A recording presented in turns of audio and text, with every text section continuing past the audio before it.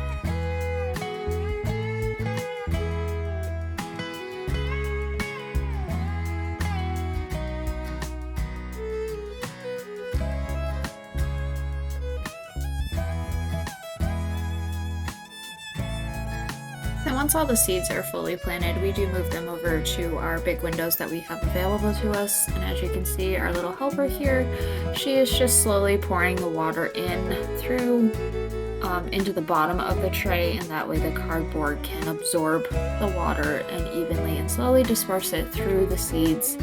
And like I said before, this is how we keep track of how much water the plant has, how well it is, if it's, getting too much water or not enough water. The cardboard helps us keep track of that.